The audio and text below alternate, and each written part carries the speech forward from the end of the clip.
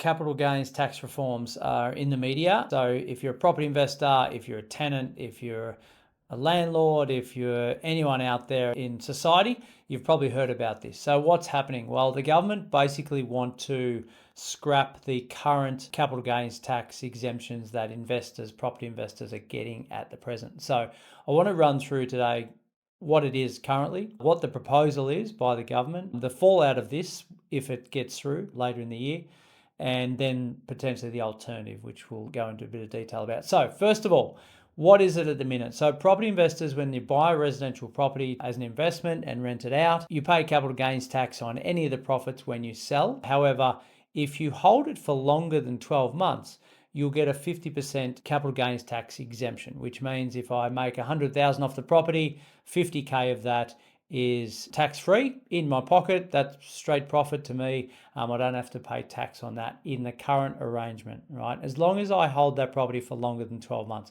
So if I'm buying a property today, selling it in 3 months' time, I pay full capital gains tax on the profit of that. Now, take out all the expenses and selling costs, buying costs, etc. But yeah, your accountant works that sort of stuff out. So that's the current system. And that's been in place for 20 odd years more. And I think works quite well. Like when you look at the percentage of investors, they're relatively low compared to the population in Australia. And a lot of them are mum and dad investors that have got 1, maybe 2 properties, right? The percentage of property investors that have got 4 or 5 properties are like in the points. They're not even 1%, okay? So it isn't the norm to have a 10 property portfolio. So we just need to clear that part up. The proposal, and the government need to get some revenue in, and they need to get it in fast. So their proposal is, at the present, and there's a few different ideas bandied around, and the proposal is to drop the 50% exemption down to 33%. Right, so you hold the property for 12 months or longer than 12 months and then you decide to sell. So you'll have 33% that is capital gains tax free, right? So that's still some tax wins as an investor, but not the 50% that is currently in place, right? However, now this is where it gets nasty. The Greens want to abolish it altogether. They want to abolish the capital gains tax exemption, say no, property investors don't need exemptions, they're rich enough apparently, so there's no tax benefits when you sell the property, no matter how long you've held the property for, 1 year, 10 years, 100 years, right? As well as not wanting to grandfather it. So if you had a property or if you hold a property now and these tax changes come in, you'll be hit by the new changes, right? So then it's not going to be a case where you're on the old system, you'll be on the new system if the Greens get through with their policy, right? And they are holding a pretty strong and firm card at the minute. So that is the risk. Okay, so something needs to be done about this. We need to understand that it's got to be fair and equitable for everyone involved, right? So the fallout of this, however, is not necessarily the property investor. They'll continue to go and buy properties, and yeah, Australians love real estate and people need to live in houses. Who is this affecting? Number one, it's affecting the tenant. They're the ones that will have less properties to live in or have less choice to pick from to be able to rent, because the odd property investor will no longer invest anymore because the incentives aren't there, especially if the Greens policy gets through. So there's already a housing crisis, not enough houses in the country. So this is going to worsen for the tenant, the end user, right? They're going to be left out on the street. Homelessness will increase at a rate of knots.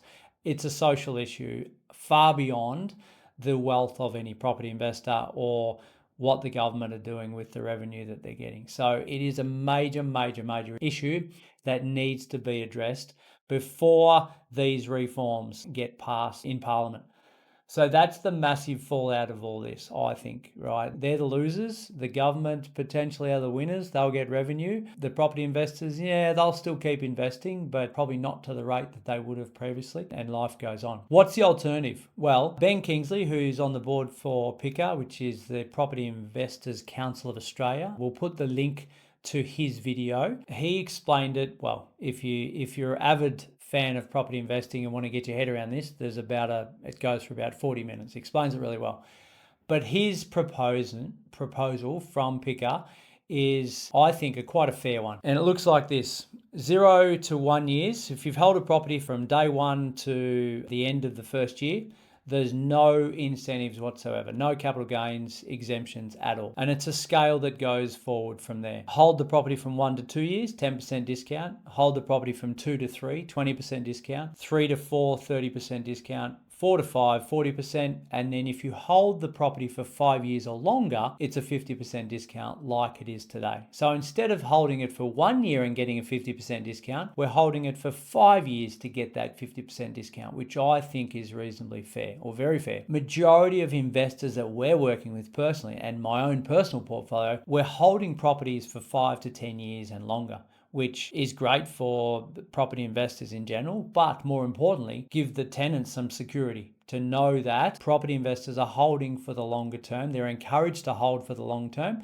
If you want to go and renovate and flip a property in 8 months, you're going to be affected by this, but that's fair enough because it's a very small percentage and it's just a cash grab in my mind, right? So there it is. Currently what's happening, what the potential changes are, maybe the fallout or the massive fallout that's going to occur if this gets through, and then potentially the alternative. So have a think about that. Share this on with anyone that it's relative to. If you're a tenant, if you're a homeowner, if you're an investor, if you're anyone out there that's interested in what's happening at the moment on the ground in the property space, share this on with a friend and let's get the word out there, because this change is going to come in some way, shape or form. So we need to be able to rally behind and make a fair change for everyone.